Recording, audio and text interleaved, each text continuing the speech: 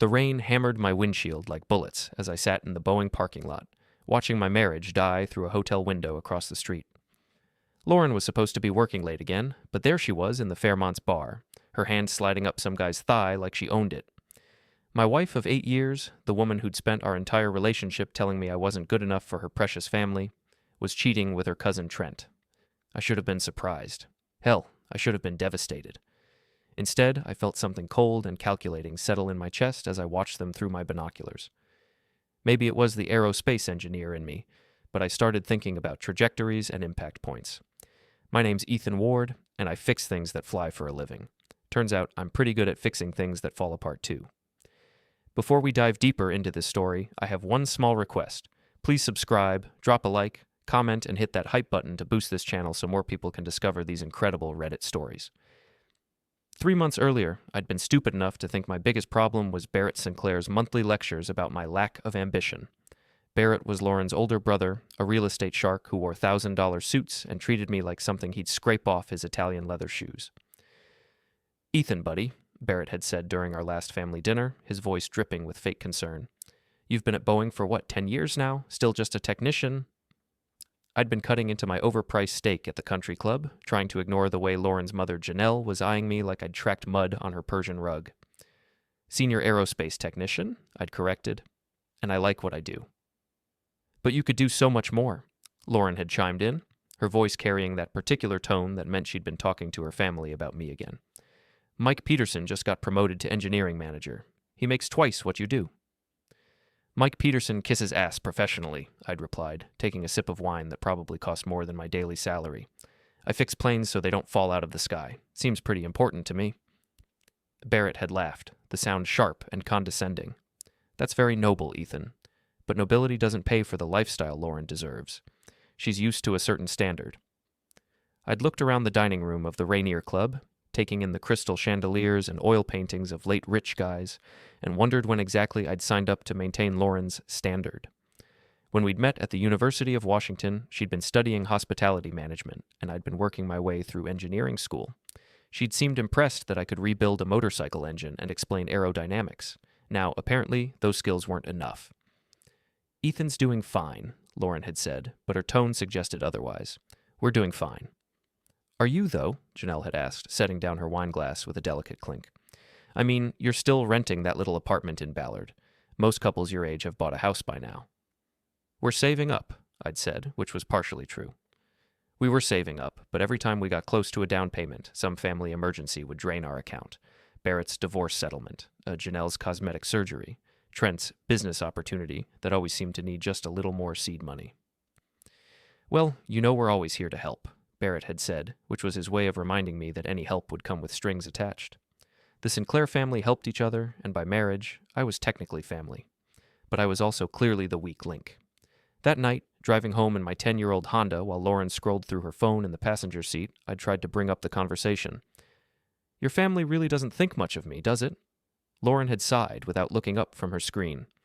"They just want what's best for us, Ethan. For me." "What about what I want? What do you want?" I'd thought about it as we sat at a red light, rain streaking the windows. "I want a wife who doesn't need her family's permission to be happy with her husband." Lauren had finally looked at me then, her expression a mix of surprise and irritation. "That's not fair. My family is important to me. They've always been there for me. And I haven't? That's not what I said." But it was what she'd meant. I could hear it in her voice, see it in the way she'd turned back to her phone. I was the consolation prize, the safe choice who'd never quite measure up to the Sinclair family standards. The next few weeks had followed the same pattern. Lauren would come home from her job as events director at the Fairmont, full of stories about successful businessmen and their glamorous wives. She'd mention how Tom's husband just bought her a new BMW, or how Jennifer's husband surprised her with a weekend in Napa. Sounds nice, I'd say, and Lauren would get that look in her eyes, the one that said I was missing the point. Meanwhile, Barrett would text me articles about career advancement and send me job postings for management positions I wasn't qualified for. Janelle would call Lauren with stories about friends' sons-in-law who'd just gotten promotions or started their own companies. The pressure was constant but subtle, like water wearing away stone. And maybe it would have worked, maybe I would have eventually cracked and tried to become the man they wanted me to be if I hadn't found those text messages. It was a Tuesday night in October. Lauren was working late again, something about a corporate event that needed her personal attention. I'd been fixing the garbage disposal when her phone, charging on the kitchen counter, had lit up with notifications. The first message was innocent enough. Running late, sorry. But then came another. Can't wait to see you tonight. And another. Wear that blue dress I like. The messages were from someone named T. Sinclair in her contacts. Trent Sinclair, Lauren's cousin by marriage, Barrett's brother-in-law, and the family golden boy who could do no wrong. Trent owned a successful car dealership and had the kind of easy charm that made everyone love him at family gatherings. He was also married to Barrett's sister Michelle, though that marriage had been rocky for years. I'd stared at those messages for a long time, my hands still greasy from the disposal repair. Part of me wanted to believe there was an innocent explanation. Maybe it was family business. Maybe Trent was helping Lauren with something, but deep down, I knew better. The tone was too intimate, too familiar. And that comment about the blue dress? I'd never told Lauren I liked her blue dress. Hell, I wasn't even sure which blue dress he meant. I'd put the phone back where I'd found it and finished fixing the disposal, my mind racing. When Lauren came home 3 hours later, she'd been wearing the blue dress, a simple navy sheath that hugged her curves and made her look like $1,000,000. How was the event? I'd asked. Exhausting, she'd said, kicking off her heels, but successful. The client was thrilled. What kind of event was it? She'd paused for just a moment, the kind of pause that screams lie. Corporate dinner, very boring. I'm going to shower. I'd watched her walk toward the bathroom, noting the way she'd clutched her phone to her chest, and realized that my marriage was over. Maybe it had been over for a while, and I'd just been too stubborn or too stupid to see it. But here's the thing about being an aerospace technician. You learn to be methodical. You don't just assume something's broken, you test it, document it, and figure out exactly what went wrong before you try to fix it. So I decided to do some testing. The next morning, I started what Nina Rodriguez would later call Operation Sherlock Holmes. Nina was my coworker and the closest thing I had to a best friend, a tough-talking former Air Force mechanic who could spot bullshit from orbit. You sure you want to go down this road? She'd asked when I'd confided in her over coffee in the Boeing cafeteria. Sometimes ignorance really is bliss. I'm already down the road, I'd replied. Now I just need to know where it leads. Nina had studied my face for a long moment, then nodded. All right, but we do this smart. No breaking and entering, no hacking, nothing that'll get you arrested. You want evidence? We get it legally. The first step was establishing patterns. Lauren claimed to work late 3 nights a week, but her actual schedule was more erratic. Some weeks she'd be home every night, other weeks she'd disappear 4 or 5 evenings in a row. I started keeping a log, noting when she left, when she came home, and what reasons she gave. I also started paying attention to her phone habits. She'd always been protective of her device, but now she was paranoid about it. She took it everywhere, even to the bathroom. She'd changed her lock screen from our wedding photo to a generic sunset. The second step was surveillance, though Nina insisted on calling it verification. I'd never thought of myself as the jealous husband type, but there I was, sitting in my Honda across from the Fairmont Hotel, watching the entrance like some discount private detective. It took me 3 nights to spot them together. Lauren had texted me at 6, saying she'd be working until at least 10. At 7:30, I watched her walk out of the hotel's main entrance and get into Trent's silver BMW. They drove to a restaurant in Bellevue, one of those intimate places with low lighting and discreet booths. I'd followed at a distance, feeling ridiculous but determined. Through the restaurant's windows, I could see them sitting close together, Lauren laughing at something Trent was saying. He'd reached across the table to touch her hand, and she hadn't pulled away. I'd sat in my car in that parking lot for 2 hours, watching my wife have what was clearly a romantic dinner with another man. When they'd finally left, they'd gone to a hotel. Not the Fairmont where Lauren worked, but a boutique place downtown. I'd watched them walk in together, Lauren's hand in Trent's, and realized I was looking at the end of my marriage. But instead of confronting them, I'd driven home and started planning. See, the thing about the Sinclair family was that they thought they were untouchable. They had money, connections, and the kind of arrogance that comes from never facing real consequences. Barrett had been cheating on his first wife for years before she'd finally divorced him, and the family had closed ranks to protect him. Janelle had been covering up Trent's business problems for months, bailing him out whenever his dealership ran into trouble. They were used to cleaning up messes and protecting their own. What they weren't used to was someone fighting back. I spent the next week documenting everything. I hired a private investigator, a former Seattle PD detective named Murphy, who charged reasonable rates and asked no questions. Within 10 days, Murphy had photos of Lauren and Trent at 3 different hotels, copies of credit card receipts for romantic dinners, and a timeline that proved Lauren had been lying to me for at least 4 months. But Murphy had also uncovered something more interesting. Trent was in serious financial trouble. His dealership was hemorrhaging money, and he'd been borrowing heavily from Barrett to stay afloat. More importantly, he'd been using his affair with Lauren to get inside information about her wealthy hotel clients, information he'd been using to target them for high-end car sales. "Your wife's boyfriend is basically pimping her out for business contacts," Murphy had explained during our final meeting. "She probably doesn't even realize it, but every time she mentions a client's name or talks about someone's success, Trent's filing it away for later use." That revelation had shifted something inside me. It was one thing for Lauren to cheat because she'd fallen in love with someone else. It was another thing entirely for her to be used and manipulated by a man who saw her as a business asset. I'd started to feel sorry for her until I'd remembered all those family dinners where she'd sat silently while Barrett and Janelle had torn me down. All those nights when she'd come home and hinted that I wasn't good enough, that I needed to do more, be more, earn more. Maybe Trent was using her, but Lauren had been using me too. I was the stable, reliable husband who paid half the bills and asked for nothing in return. I was her safety net while she figured out what she really wanted. Well, now I was going to show her what I really wanted. The plan started with money. Lauren and I had joint accounts, but I also had individual accounts she didn't know about. Over the next month, I quietly moved money around, establishing financial independence. I opened new accounts at different banks, transferred funds, and made sure I had enough liquid cash to survive on my own. I also started looking for an apartment. Not just any apartment, I wanted something nice, something that would make a statement. I found a 1-bedroom loft in Capitol Hill, all exposed brick and industrial fixtures, the kind of place Lauren had always claimed to want, but that we'd never been able to afford. The irony was perfect. Using the money I'd saved by not trying to keep up with Sinclair family standards, I was able to afford the lifestyle Lauren had always wanted. But the real revenge was going to be much more personal. The opportunity came in November, during the family's annual Thanksgiving Planning Committee meeting. Yes, they actually called it that. Barrett, Janelle, Lauren, and assorted cousins would gather at Barrett's house to plan the family gathering like they were organizing a state dinner. I'd always hated these meetings, but this year I'd volunteered to attend. Lauren had been surprised, but pleased. She'd been trying to get me more involved with family activities for years.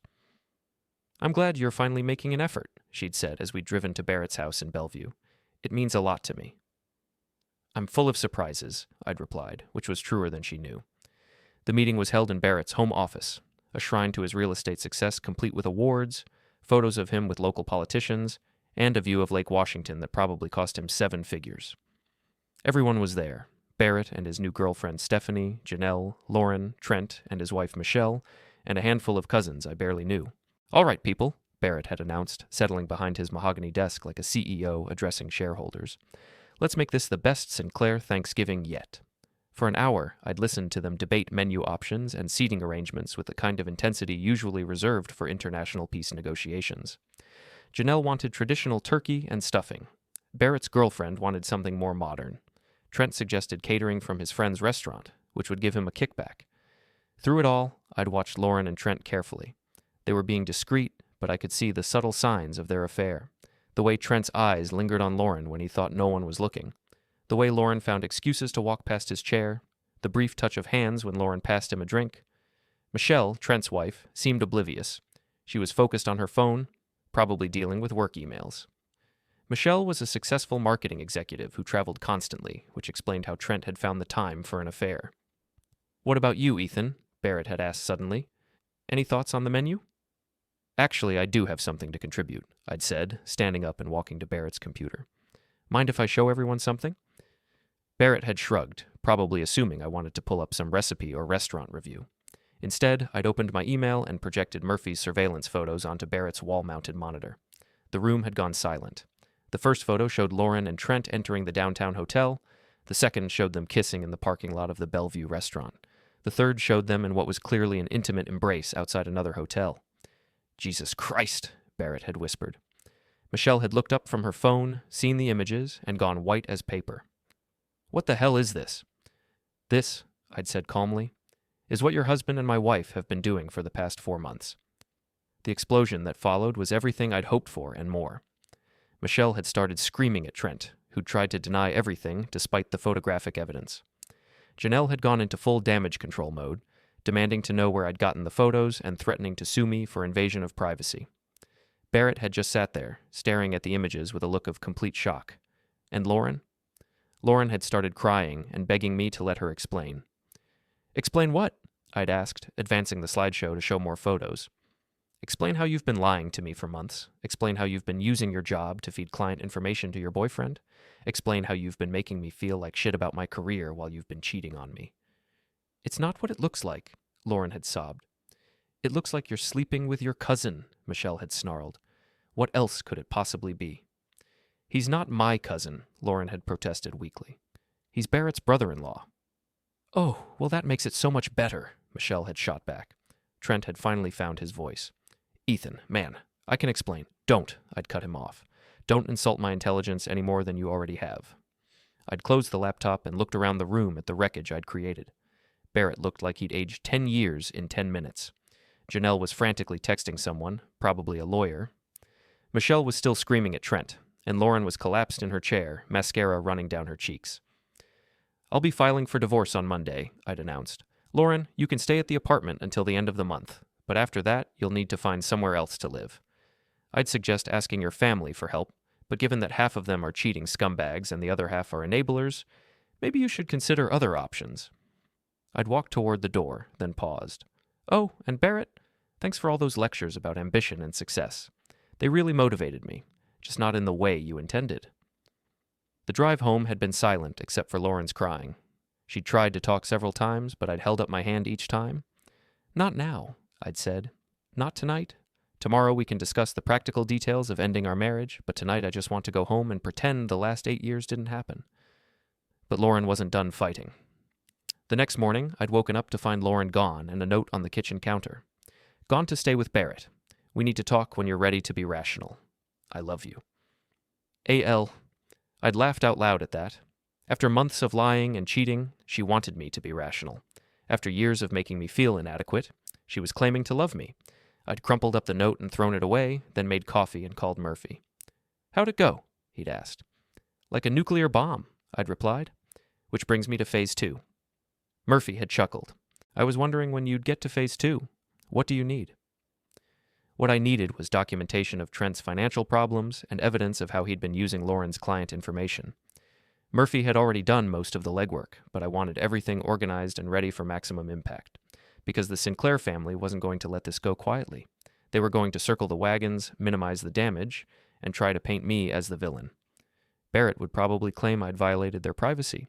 Janelle would spread rumors about my mental state, and Lauren would play the victim, claiming she'd made a mistake but that I was overreacting. I knew these people. I'd been married into their family for 8 years. They were predictable in their selfishness. Sure enough, Barrett called me that afternoon. Ethan, we need to talk, he'd said, his voice carrying that familiar tone of authority. What you did last night was completely inappropriate. You humiliated Lauren in front of the entire family. Lauren humiliated herself, I'd replied. I just provided the visual aids. She made a mistake, but that doesn't give you the right to... To what? To tell the truth? To show people what she's been doing? To air our family's private business in front of everyone. Your family's private business? I'd laughed. Barrett, she's my wife. Or was my wife. This isn't your family's business. It's mine. Lauren is my sister. That makes it my business. And there it was, the core of the Sinclair family philosophy. They owned each other, and by extension, they owned me. Lauren wasn't just Barrett's sister. She was his responsibility, his property to protect and manage. Not anymore, I'd said. As of Monday morning, Lauren stops being my problem and goes back to being yours. Good luck with that. Barrett had tried to continue the conversation, but I'd hung up. An hour later, Janelle had called, then Trent, then Barrett again. They were panicking, trying to control the narrative and limit the damage, but the damage was already spreading. Michelle had filed for divorce and was demanding half of Trent's business assets, which meant Trent's financial problems were about to become public record. Barrett's girlfriend Stephanie was asking questions about family loyalty and wondering what other secrets the Sinclairs were hiding. And Lauren's co-workers at the hotel were starting to gossip about her sudden absence and the rumors swirling around her personal life. By Wednesday, I was getting calls from people I barely knew, family friends and distant relatives who'd heard various versions of the story and wanted to know what had really happened.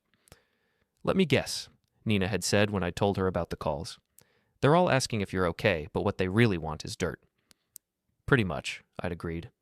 Apparently, I'm either a hero for exposing the truth or a psychopath for destroying a marriage. Depends on who's telling the story. What does Lauren say happened? I'd shown Nina the text messages Lauren had been sending me. According to her version of events, she'd been confused and vulnerable.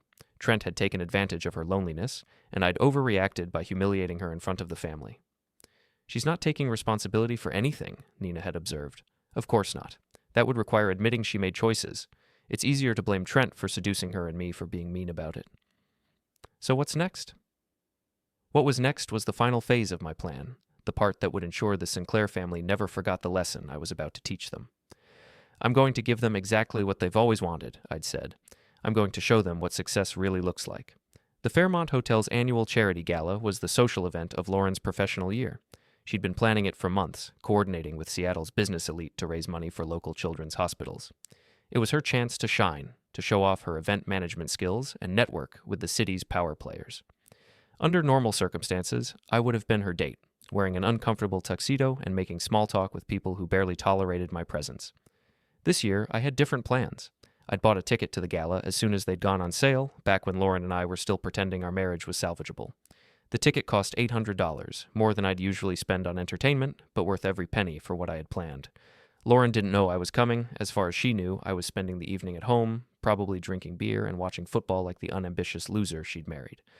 Instead, I was standing in my new apartment, adjusting my bow tie and admiring my reflection in the full-length mirror I'd bought specifically for this occasion. The tuxedo was new, too, custom-tailored and perfectly fitted. I looked good, better than I'd looked in years.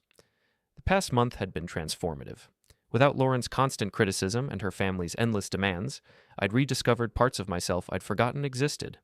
I'd been working out, eating better, and sleeping through the night for the first time in months. I'd also been working on a special project, something that would make this evening unforgettable. The gala was being held in the Fairmont's Grand Ballroom, a stunning space with crystal chandeliers and floor-to-ceiling windows overlooking Elliott Bay. I'd arrived early, before the cocktail hour, and had spent 20 minutes talking with the AV technician about the evening's presentation setup. "You sure Ms. Ward approved this change?" the tech had asked, reviewing the USB drive I'd handed him. "She's my wife," I'd said, which was technically still true for another few weeks. She asked me to handle the technical details since she's busy with the other arrangements. The tech had shrugged and loaded my files into the presentation system.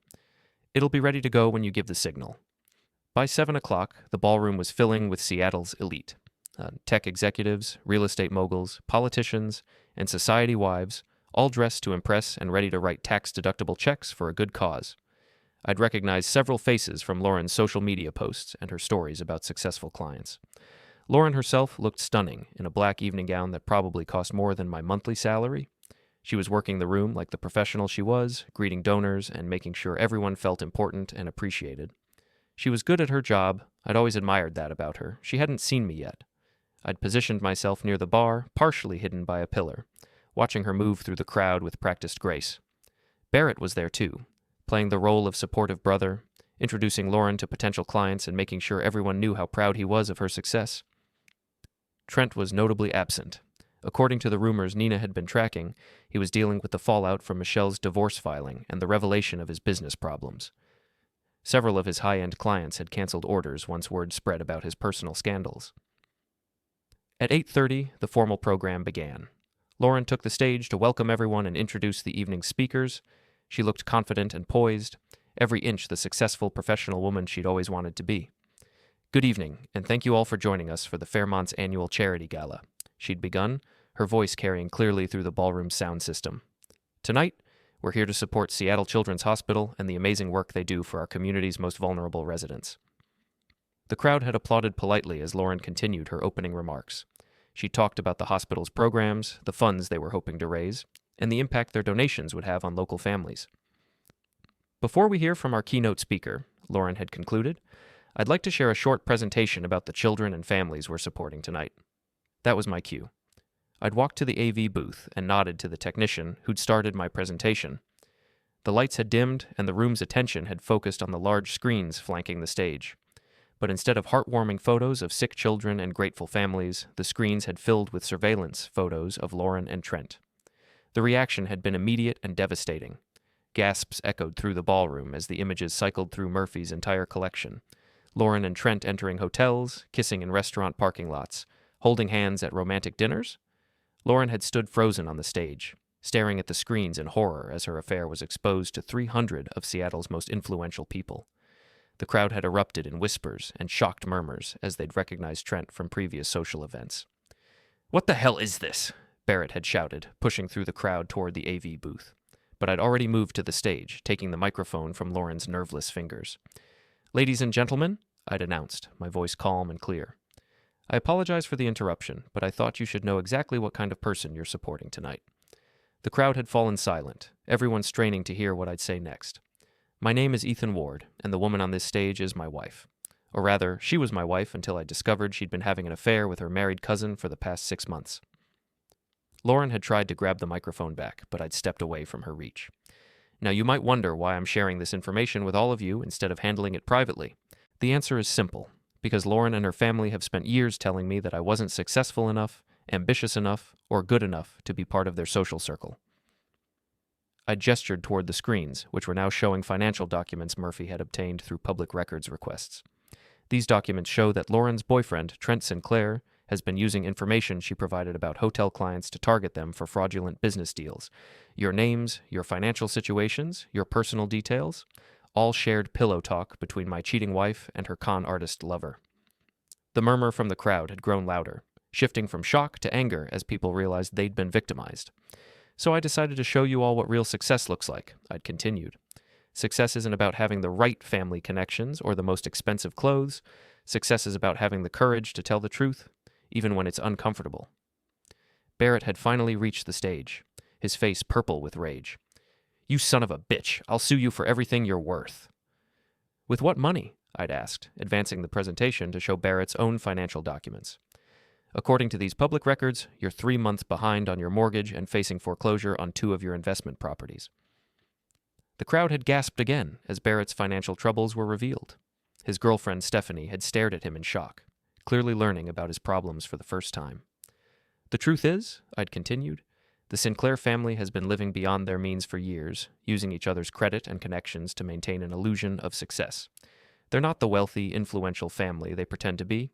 They're just very good at spending other people's money." Lauren had finally found her voice. "Ethan, please stop. You're destroying everything." "No," I'd replied, looking directly at her. "You destroyed everything. I'm just making sure everyone knows it." I'd handed the microphone back to the stunned event coordinator and walked off the stage, leaving Lauren standing alone in front of 300 people who now knew exactly who she really was. The aftermath had been swift and brutal. Hotel security had tried to escort me out, but several people in the crowd had stopped them, demanding to know more about Trent's fraudulent activities. Barrett had tried to follow me, but his girlfriend had cornered him, demanding explanations about his financial lies. And Lauren? Lauren had stood on that stage for almost a full minute, tears streaming down her face, before finally fleeing to the hotel's back offices. I'd walked out of the Fairmont Hotel and into the Seattle night, feeling lighter than I'd felt in years. My phone had started ringing immediately, reporters, lawyers, and curious friends, but I'd ignored them all. Instead, I'd driven to my new apartment, poured myself a glass of expensive whiskey, and sat by the window overlooking the city lights. 3 hours later, Lauren had shown up at my door. "How could you do that to me?" she'd sobbed, her makeup ruined and her evening gown wrinkled. "How could you humiliate me like that?" "The same way you humiliated me every day for 8 years," I'd replied. "The same way you made me feel worthless and inadequate while you were screwing around with your cousin. I made a mistake, but what you did tonight was evil. What I did tonight was honest. For the first time in our entire relationship, I told the complete truth about who we really are." Lauren had stared at me for a long moment, and I'd seen the exact moment she realized I wasn't going to apologize or take her back. "I loved you," she'd whispered. "No," I'd said, closing the door. "You loved the idea of me. You loved having a safe, reliable husband who would put up with your family's abuse and never fight back. But you never loved me." Through the door, I'd heard her collapse into tears. She'd sat in my hallway for almost an hour, alternately crying and begging me to let her explain. But I'd turned off the lights and gone to bed, finally able to sleep peacefully. The next morning, I'd woken up to find my phone flooded with messages. The story had already hit the local news, with reporters calling it Seattle's most dramatic charity gala ever. Several of Trent's victims had come forward with their own stories of fraud and manipulation. Barrett's real estate license was under investigation, and Lauren had been placed on administrative leave while the hotel reviewed her conduct, but the message that had made me smile was from Nina. "Holy shit, Ethan, you actually did it. You magnificent bastard, you actually did it." Yes, I had done it. I'd taken everything the Sinclair family had used against me, their arrogance, their connections, their social status, and turned it into the weapon that destroyed them. They'd always said I wasn't good enough for their family. Turns out they were right. I was too good for them.